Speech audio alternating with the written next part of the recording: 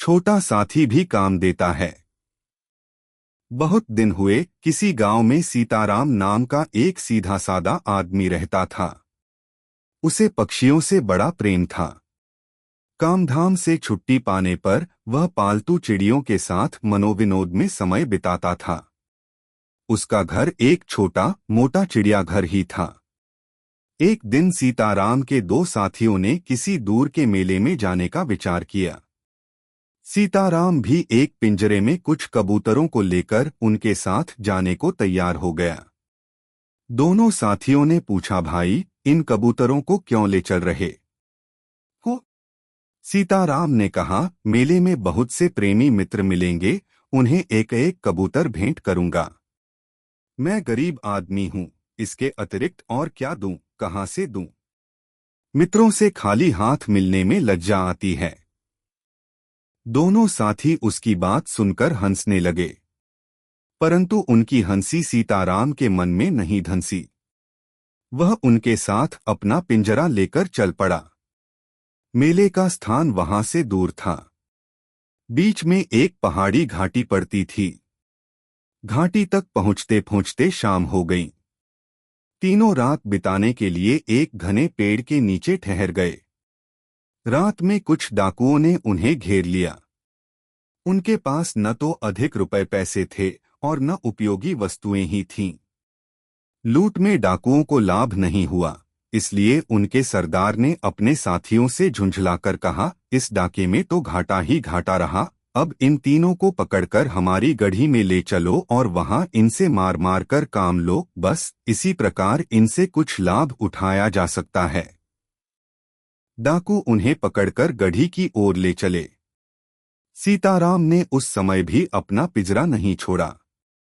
रास्ते में उसके एक साथी ने धीरे से कहा, भाई, कहीं के न रहे, मेले के लिए निकले थे, अब तबेले की हवा खानी पड़ेगी। दूसरा साथी भी बोला, क्या कहें, जो कुछ पास था, छोटा साथी भी काम देता है, वह तो गया ही, दास्तां की बेड़ी अलग से पड़ गई। अकेले कैसे मन लगेगा, कैसे दिन कटेगा, कैसे रात कटेगी? उनकी बातें सुनकर सीताराम ने कहा, भाइयों, घबराते क्यों हो? साथ में मेरे पालतू कबूतर हैं। ये हमारे दुदिन के साथ होंगे। इनकी संगति में हमें अकेलेपन का कष्ट नहीं होगा। दोनों साथियों ने अपने अपने कान बंद कर लिए। थोड़ी देर में तीनों डाकुओं के दुर्ग में पहुंच गए। वहां डाकू राज ने उन्हें दूसरे दिन से काम में लगा दिया। सीताराम को तो तबेलों की सफाई का काम सौंपा गया और उसके साथियों को घोड़ों के लिए घास छीलने का। तीनों अपने अपने काम में लग गए। सीताराम दोपहर तक तो तबेले साफ करता रहा। उसके बाद जब खाने की छुट्टी मिली तो वह अपने पिंजरे को लेकर बैठ गया। बैठे बैठे उसे एक बात सूझी। उसने पास में पड़े हुए एक सादे कागज के टुकड़े को उठाया और एक कांटे से अपनी उंगली में से कुछ खून निकाला। फिर एक सींग खून में डुबोकर उससे उस कागज पर कुछ लिखा। इसके उपरांत उस कागज को लपेटकर एक कबूतर के पैर में बांध दिया। इतने ही में वहां डाकुओं का सरदार आ पहुंचा। उसने सीताराम को काम छोड़कर बैठे देखा और उसी क्षण क्रोध से पागल होकर उसके पिंजरे को पैर की ठोकर से दूर फेंक दिया। पिंजरे का दरवाजा पहले से ही खुला था। सारे कबूतर उसमें से निकलकर उड़ गए। डाकराज ने सीताराम को मारपीट कर फिर काम में लगा दिया। रात में तीनों साथी इकट्ठे हुए। दो के मुंह तो लटके हुए थे, परंतु सीताराम प्रसन्न था। उन्होंने उससे प्रसन्नता का कारण पूछा। सीताराम बोला, आज मेरे साथी कबूतर यहां से चले गए। उन दोनों ने पिंजरे को खाली देखकर फिर कहा, तब तो तुम्हारे प्राण पखेरु ही उड़ गए। तुमने उन्हें क्यों विदा कर दिया? क्या तुम जीवन से निराश हो गए? सीताराम ने उत्तर दिया, मित्रों, वे मेरे पुराने साथी थे। बस संकट में वे मेरे सहायक होंगे, इसीलिए मैंने उन्हें जानबूझकर जाने दिया है। वे कुछ न कुछ करके रहेंगे। दोनों साथियों ने इसे उस सनकी का प्रलाप समझा। वे चुप हो गए। रात में तीनों रूखा सूखा खाकर डाकुओं की गढ़ी में ही सो गए।